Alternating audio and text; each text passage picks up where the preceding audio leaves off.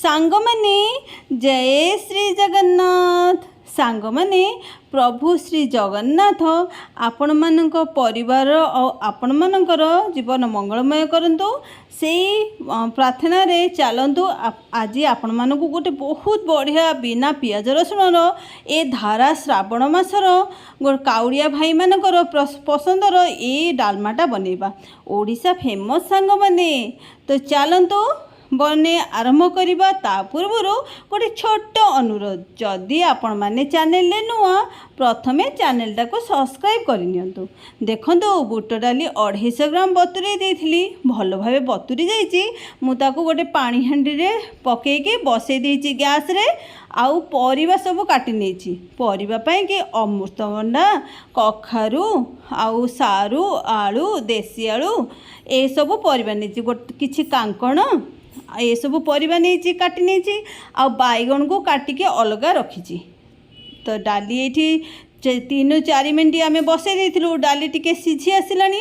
ତ ଏବେ ସବୁ ପରିବାକୁ ପକାଇଦେବା। ସାଙ୍ଗମାନେ, ଏ ଡାଲମାଟା ବହୁତ ଭଲ ଲାଗେ। ଆଉ ବିନା ପିଆଜ ରସୁଣ ଡାଲମା ଆହୁରି ବଢ଼ିଆ ଲାଗେ।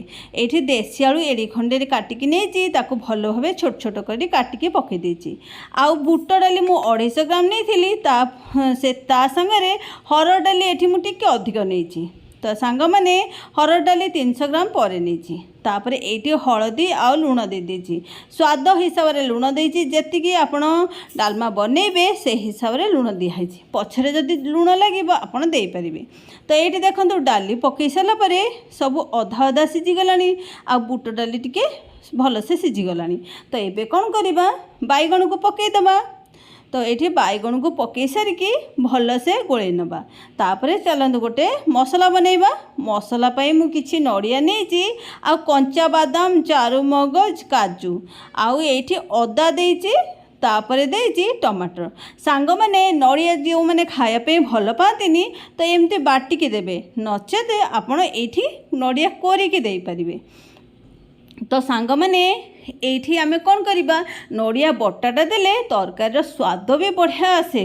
ଆଉ ତରକାରୀ ସାଙ୍ଗରେ ନଡ଼ିଆ ରସଟା ପୁରା ମିଶିଯାଏ। ତା'ର ଟେଷ୍ଟ ବହୁତ ନିଆରା ସାଙ୍ଗମାନେ। ତ ଏଇଠି ଦେଖନ୍ତୁ, ସବୁ ଜିନିଷ ଭଲ ଭାବେ ସିଝି ଯାଇଛି। ତ ଏଇ ଯେଉଁ ବାଟିକି ରଖିଥିଲେ ଆମେ ସବୁ, ଏଇସବୁ ଏଇଠି ଦେଇଦେବା। ଦେଇସାରିଲା ପରେ 1-2 ମିନିଟ୍ ଫୁଟେଇବା। ଯେହେତୁ ଆମେ ଅଦାଟା ଦେଇଛେ, କଞ୍ଚା ଅଦାଟା ନହେଲେ ବାସିବ। 2 ମିନିଟ୍ ଫୁଟେଇ ଦେଇଛି। ତ ଏଇଠି ଫୁଟେଇ ସାରିଲା ପରେ ଆମେ ଏଇଠି କ'ଣ କରିବା, ସାଙ୍ଗମାନେ, ଏଇଠି ଟିକେ ସେ ମସଲା ଜାରେ ବହୁତ ସାରା ମସଲା ଲାଗିଥିଲା। ଏଇଠି ଅଳ୍ପ ଟିକେ ପାଣି ଦେଇଛି, ଯେଉଁଟାକି ଉଷୁମ ପାଣି ବ୍ୟବହାର କରିଛି।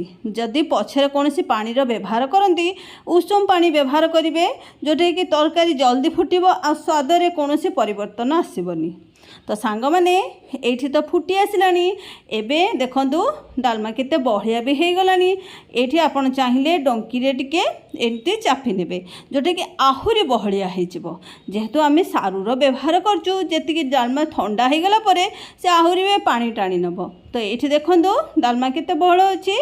ତ ସାଙ୍ଗମାନେ, ଯଦି ରେସିପିଟି ଭଲ ଲାଗେ, ଆଉ ଆପଣଙ୍କ ଘରେ ଯଦି କାଉଡ଼ିଆ ଭାଇ କିଏ ଥାଆନ୍ତି, ତ ଶ୍ରାବଣ ମାସରେ ଏ ରେସିପିଟା ନିଶ୍ଚିନ୍ତ ବନାନ୍ତୁ। ବିନା ପିଆଜ ରସୁଣର ବହୁତ ସୁଆଦିଆ ରେସିପି। ତ ଏଇଠି ଦେଖନ୍ତୁ, କେତେ ବଢ଼ିଆ ସେ ଏବେଠୁ ବାସ୍ନା ଆସିବା ଆରମ୍ଭ ହୋଇଗଲାଣି। ତ ଏବେ ଆମେ କ'ଣ କରିବା, ଏ ତରକାରୀ ହାଣ୍ଡିକୁ ଆରପଟ ସାଇଡ଼ରେ ରଖିଦେବା।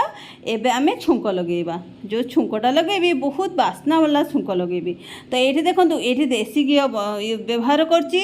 ଏ ଘିଅ ରେସିପି ବି ମୁଁ ନିଜେ ବନେଇଛି। ଆପଣ ଚାହିଁଲେ ଚ୍ୟାନେଲ ଭିଜିଟ୍ କରି ଦେଖିପାରିବେ। ବହୁତ କମ୍ ଟାଇମ୍ରେ ସାଙ୍ଗମାନେ ଏ ଘିଅଟା ବନିଛି। ତ ସାଙ୍ଗମାନେ, ଏଇଠି ଶୁଖିଲା ଲଙ୍କା କିଛି ଦେଇଛି, ଯେଉଁଟାକି ଟିକେ ହେଇଗଲାଣି, ଜରିଗଲାଣି, ଭାଜି ହେଇଗଲାଣି। ଆଉ ଏଇଠି 5 ଫୁଟଣ ଦେଇଛି। ଆପଣ ଚାହିଁଲେ ଜିରାର ବ୍ୟବହାର କରିପାରିବେ। ଜିରା ଫୁଟେଇଲେ ବି ଆହୁରି ସୁଆଦିଆ ଲାଗେ। ତ ଏଇଠି କିଛି ତେଜପତ୍ର ଦେଇଛି। ତେଲ ଦେହରେ, ଏ ଘିଅ ଦେହରେ ତେଜପତ୍ର ବି ଆପଣ ଫୁଟେଇଲା ବେଳେ ବି ଦେଇପାରିବେ। ଏଇଠି ଘିଅ ଦେହରେ ଦେଲେ ଆହୁରି ବଢ଼ିଆ ବାସିବ। ତ ଏଇଠି ତେଜପତ୍ର ଦେଇକି ଆମେ ଏଇଠି କ'ଣ କରିବା, ଆଉ ବି କିଛି ଆଡ଼୍ କରିବା। ଏଇଠି ଦେଖନ୍ତୁ, ଭୃଷଙ୍ଗ ପତ୍ର ଅଳ୍ପ ଟିକେ ଦେଇଛି, କାହିଁକିନା ଆମେ କିଛି ଗୋଟେ ଆହୁରି ବଢ଼ିଆ ମସଲା ବନାଉଛୁ। ସେ ମସଲାରେ ଆମେ ଭୃଷଙ୍ଗ ପତ୍ର ଆଡ଼୍ କରିଛୁ। ତ ସେଥିପାଇଁ ଏଇଠି ଛୁଙ୍କରେ ଅଳ୍ପ କଞ୍ଚା ଭୃଷଙ୍ଗ ପତ୍ର ଦେଇଛି। ତାପରେ ଏଇଠି ଟିକେ କଲର୍ ପାଇଁ କାଶ୍ମୀର ଚିଲି ଗୋଟେ ଚାମଚ ପାଖାପାଖି ଦେଇଛି। ଟିକେ କଲର୍ ଆସିଲେ ଯେମିତି ଦେଖିବାକୁ ଭଲ ଲାଗିବ, ଖାଇବା ପାଇଁ ବି ଆହୁରି ବଢ଼ିଆ ଲାଗିବ। ତ ଏଇ ଛୁଙ୍କଟାକୁ ଆମେ କ'ଣ କରିବା, ହାଣ୍ଡିଟାକୁ ଏପଟକୁ ନେଇ ଆସିବା, ଛୁଙ୍କଟା ମାରିଦେବା, ଲଗେଇଦେବା। ତ ଏଇଠି ଛୁଙ୍କଟାକୁ ଢାଳିଦେବା ଏ ତରକାରୀ ହାଣ୍ଡି ଦେହରେ। ତ ସାଙ୍ଗମାନେ ଦେଖନ୍ତୁ କେତେ ବଢ଼ିଆ କଲର୍ ଆସିବ।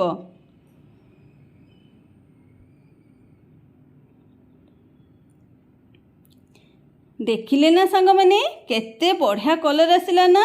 ଏଇଟା ଆମ ଓଡ଼ିଶା ଫେମସ୍ ଡାଲମା ସାଙ୍ଗମାନେ, ଆଉ କାଉଡ଼ିଆ ଭାଇମାନଙ୍କର ପସନ୍ଦର ଡାଲମା ରେସିପି। ଏମିତି ଆମର ଧରା ଶ୍ରାବଣ ମାସରେ ଯେଉଁ କାଉଡ଼ିଆ ଭାଇମାନେ ପାଣି ଭାର ନେଇକି ଯାଆନ୍ତି, ଆମର ଏଇ ଟାଇପ୍ର ଡାଲମା ବନା ହୁଏ, ଆଉ ସେମାନେ ଭାତ ଡାଲମା ଖାଇକିରି ପାଣି ଭାର ଉଠାନ୍ତି। ତ ଚାଲନ୍ତୁ ଗୋଟେ ଗୁଣ୍ଡ ମସଲା ବନେଇବା, ଯେଉଁଟାକି ଏ ମସଲାଟା ଆପଣ କୌଣସି ବି ତରକାରୀରେ ପକାଇକି ତରକାରୀ ସୁଆଦିଆ କରିପାରିବେ। ତ ଗୁଣ୍ଡ ମସଲା ପାଇଁ ମୁଁ ଏଠି ନେଇଛି ଗୁଜୁରାତି, ଡାଲଚିନି, ଲବଙ୍ଗ, ଆଉ ଏଠି ଜାଇତ୍ରୀ ନେଇଛି, ତାପରେ ଏଠି ଅଳେଇଚ, କିଛି ତେଜପତ୍ର, ଆଉ କିଛି ଭୃଷଙ୍ଗ ପତ୍ର। ଏଇସବୁକୁ ଆମେ ଭଲ ଭାବରେ ଟିକେ ଭାଜିବା। ଭଲ ଭାବରେ ଭାଜିବା ବୋଲି ସାଙ୍ଗମାନେ କଲର୍ ଯେମିତି ଚେଞ୍ଜ ନ ହୁଏ, ଆଉ ବେଶୀ ଭାଜିବେନି। ପୁରା ଗ୍ୟାସ୍ର ଫ୍ଲେମ୍ ପୁରା ଲୋରେ ରଖିବେ, ଆଉ ଦେଖନ୍ତୁ ପୁରା ଚଲେଇ ଚାଲିବେ, ଜମା ବି ଛାଡ଼ିବେନି। କଲର୍ ଚେଞ୍ଜ ହେଇଯିବ, ବାସ୍ନା ବହୁତ ଜୋରରେ ବାସ୍ନା ବାହାରି ଗଲେ ଏଇଟା ଏତେ ସ୍ୱାଦ ଲାଗିବନି। ତ ଦେଖନ୍ତୁ ପୁରା ସ୍ଲୋରେ ଭାଜିଥିଲି, ସବୁ ପତ୍ର ପୁରା ଏମିତି ମଡ଼ ହେଇକିରି ଭାଙ୍ଗି ଯାଉଛି। ତ ୟାକୁ ଆମେ ଥଣ୍ଡା କରିବା ପାଇଁ ରଖିଦେଇଥିଲୁ। ତାପରେ କ'ଣ କରିବା, ଆକୁ ଗୁଣ୍ଡ କରିବା। ପୁରା ଭଲସେ ଗୁଣ୍ଡ କରିବେନି, ଖଣ୍ଡ ଖଣ୍ଡ କରି ଗୁଣ୍ଡ କରିବେ। ତ ଏଇଠି ଆମେ ଆକୁ ଭଲସେ ଗୁଣ୍ଡ ନ କରି ଟିକେ ଖଣ୍ଡ ଖଣ୍ଡ କରି ଗୁଣ୍ଡ କରି ରଖିଛୁ। ଆଉ ଏଇ ମସଲାଟା ମୁଁ ଡବାରେ ପ୍ୟାକ୍ କରି ରଖିଛି, ଯେତେବେଳେ ବି କୌଣସି ତରକାରୀ ବନାଏ ତ ଏ ମସଲାର ବ୍ୟବହାର କରେ। ତ ଦେଖନ୍ତୁ ଏବେ ଡାଲମାକୁ ଆମେ ବନ୍ଦ କରିଦେଇଛୁ ଗ୍ୟାସ୍।